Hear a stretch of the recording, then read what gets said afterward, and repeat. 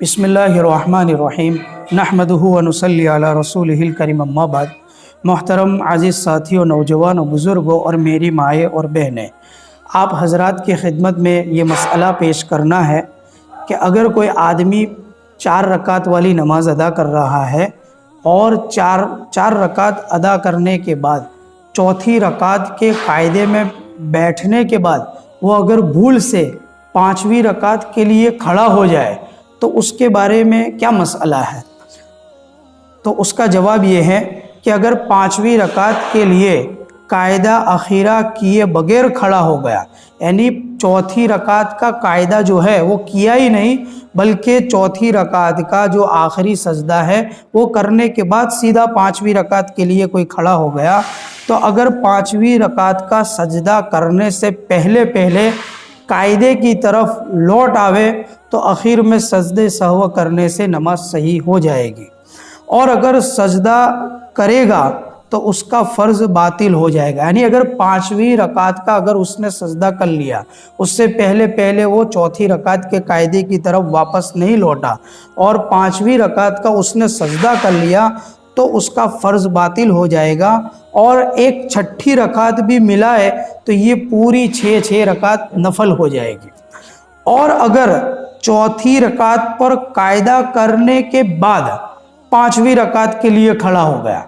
पहला मसला ये था कि आदमी ने चौथी रकात का कायदा ही नहीं किया, जिसको कायदा अखीरा कहते हैं, और सीधा 5वीं रकात के लिए खड़ा हो गया, तो उसमें मसला ये है कि 5वीं रकात का सजदा करने से पहले अगर वो कायदे अखीरा की तरफ लौटकर आ जाते हैं और सजदे सहव कर लेते हैं तो नमाज सही हो जाएगी। और दूसरा मसला ये है कि एक आदमी चौथी रकात के कायदे में तो बैठा और कायदे में बैठने के बाद फिर भूल से 5वीं रकात के लिए खड़ा हो गया, तो उसमें मसला ये है कि अगर चौथी रकात पर कायदा करने के बाद 5वीं रकात के लिए खड़ा हो गया, अगर 5वीं के साथ छठी भी मिलाएगा तो 4 रकात फ़र्ज़ और बाद की दोनों रकातें नफल हो जाएगी और आखिर में सजदे सहव लाजिम होगा। और अगर छठी रकात न मिलाए तो 5वीं रकात बेकार हो जाएगी, 4 रकात फ़र्ज़ हो जाएगी, आखिर में सजदे सहव लाजिम होगा।